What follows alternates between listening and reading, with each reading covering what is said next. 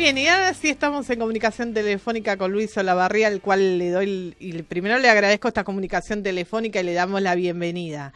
Buenos días, licenciado, ¿cómo le va? Hola, doctora Mariela, buen día, mucho gusto. No, Gracias muchas gracias por esta llamarme. comunicación. No, gracias a ustedes por llamar.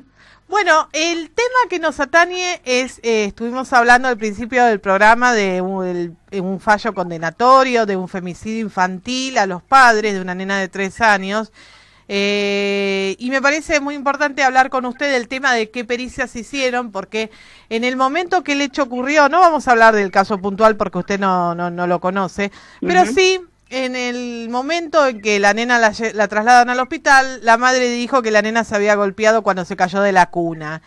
Y me gustaría que nos ilustre en este corto tiempo que nos queda el tema de las pericias, cómo juegan en este tipo de causas o en cualquier otra, en lo que es necesario reconstruir la escena para determinar si efectivamente fue un accidente o si fue un homicidio. Sí, claro, es fundamental. Cuando uno dice reconstruir es porque tiene que construir lo que pasó. Así que reconstruir, volver a construir. La idea en este caso del escenario es ver si lo que está plasmado testimonialmente concuerda con lo pericial. ¿Es viable o no? ¿Es compatible? Bueno, es compatible. De ahí a que sea cierto es otra cuestión a tener en cuenta. O sea, uno tiene los resultados y uno de los, me parece a mí uno de los temas más importantes, es cómo interpretar el resultado que obtenemos. Porque si no es muy fácil todo, ¿no? Entonces, tiene que, en este rompecabezas, que siempre lo repetimos, tiene que encuadrar y encajar todas las piezas, pero no de manera forzada, sino adecuadamente con su figura. Entonces, ¿qué es lo que tenemos? Tenemos golpes, tenemos hematomas, ¿qué lesiones? ¿Qué tipo de lesiones? Así que todo ese tipo, y por ejemplo, es algo que a veces yo recomiendo. En el caso de menores, que justamente por ser menores y tan chiquitos, no hay posibilidad de que tengan una defensa en cuanto a defenderse, digo. Muchas veces es importante en el momento de la autopsia hacer muchísima placa radiográfica. Mire. Porque, claro, porque ¿qué podríamos encontrar ahí? Lesiones viejas. Lesiones viejas. Lesiones viejas óseas. De larga data, sí. Claro, lesiones óseas de larga data, que eso nos va a dar una continuidad en el proceso y eso, bueno, es un elemento probatorio importante, ¿no? Porque calculemos, no le van a poner un yeso, el tratamiento es cruel lo que estoy diciendo, pero es así, uno se cayó nuestro hijo y hacemos todo, bueno, ahí no pasa eso. Entonces, totalmente. Justamente es un dato importante, pericialmente, ¿no? ¿Y la escena? Por ejemplo, supongamos en el caso de esta nena, o de cualquier otro, lo vuelvo a repetir, ¿la escena también es analizada? ¿Van los peritos? ¿Se analiza la escena? Claro. Todo la casa, el lugar. Sí. A ver, ¿de qué va a depender? Del tema de la denuncia, ¿cuánto tiempo ha pasado? Claro. ¿Sí? Porque la denuncia creo que empieza en el hospital, por ejemplo, probablemente. Sí. O no sé, en este caso, ¿no? Sí, porque la nena llegó muerta y después con la autopsia se determinó el tema de los golpes y de la violación. Claro, por ejemplo, a ver, ¿qué dice la madre o los familiares? Bueno, que se golpeó con la bañera, muy bien. Entonces habría que ver en la bañera, probablemente, tomar muestras si hay material genético para vincular que ahí hay material genético en ese lugar donde justamente, precisamente, dice o indica el familiar, entonces ahí nos estaría dando una pista que sí puede haber golpeado. Ahora no sé, esto es, uno dice, digo la bañera por decir cualquier cosa, ¿no? Sí. Pero muchas veces, a veces no sé si es con o contra, como cuando uno define lo que es una contusión, golpe, choque, con o contra. No sé si yo voy contra o eso viene hacia mí. Entonces, es importante jugar en el diagnóstico de interpretar bien lo que es esa lesión y después vincularlo con el escenario y ver si todo eso con lo testimonial. Porque lo testimonial es subjetivo, pero lo pericial es objetivo. Entonces, me parece Para mí es fundamental. ¿Y el director de quien manda en el tema de las pericias, cuáles son importantes o no? ¿Quién es, el juez o es el cuerpo de peritos a cargo? Bueno, si hay un sinnúmero de peritos en el lugar de los hechos, debería haber un coordinador. Efectivamente. Que el coordinador sería el elemento vinculante entre los peritos y la justicia, en la voz cantante, digamos, ¿no? No digo que es como si fuera el capitán del equipo. Claro. Que va a vincular, va a hablar con el árbitro, que en este caso sería el fiscal, ¿no?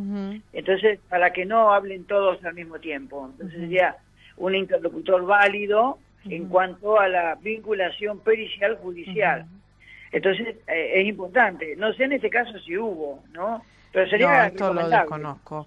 Y tomando en cuenta su trayectoria, la cantidad de pericias que habrá hecho,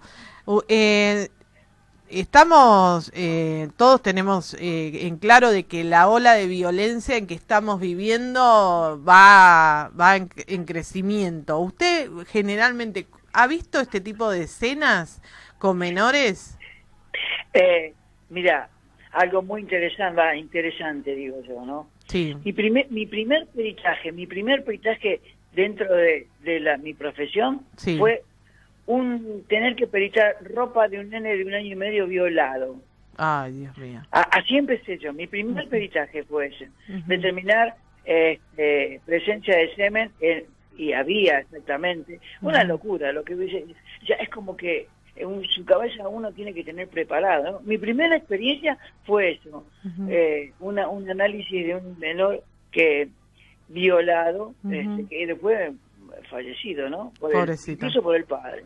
Pobrecito. Sí, así fue mi primera, debuté con esa cuestión pericial. ¿Hace Tremendo. cuántos años que usted es perito, Luis? Y más de 35 años. 35 años. Y de esa fecha hasta ahora, ¿vio de todo? Sí, lamentablemente, sí, lamentablemente. Y lo terrible es que ahora no solamente uno lo ve, no sé si es porque todos los días uno ve noticias, cada vez que son terribles, inclusive ayer llegué a ver de que el novio había robado un perrito, un caniche, y cuando se dio cuenta de que lo estaban buscando lo mató a golpes.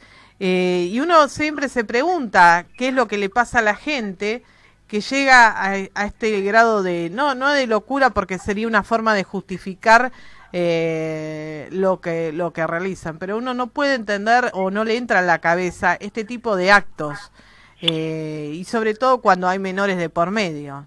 Sí, no, a mí realmente es muy difícil de entrar en la mente de un criminal o de una persona que ni siquiera tiene, no sé, porque es un tema hasta complejo desde la mente, ¿no? Como que no le importa nada. Por eso, una de mis primeras cuestiones desde lo pericial, así le digo a mis alumnos, la empatía. Tenemos que tener empatía.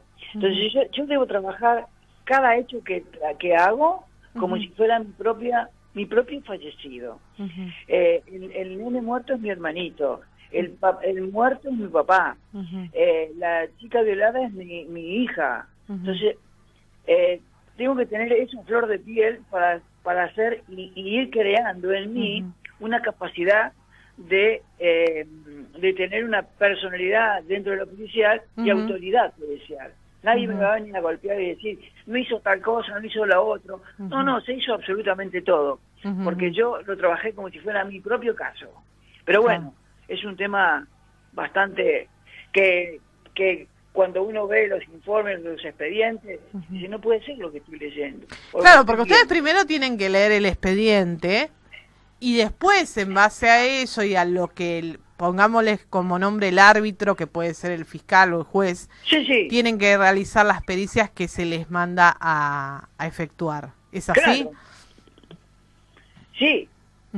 Bueno, ahí está, porque tiene una primera fase, que es cuando sucede el hecho, que pueden ir o no los peritos, o después pasó el tiempo, así que ya pasó el tiempo, ¿y qué podría recrear? Y ya pasó el tiempo, ya es una cosa irreversible ahí, podré desde el espacio físico tal vez bueno, quizás por el espacio físico, pero mucha evidencia forense se me va a escapar.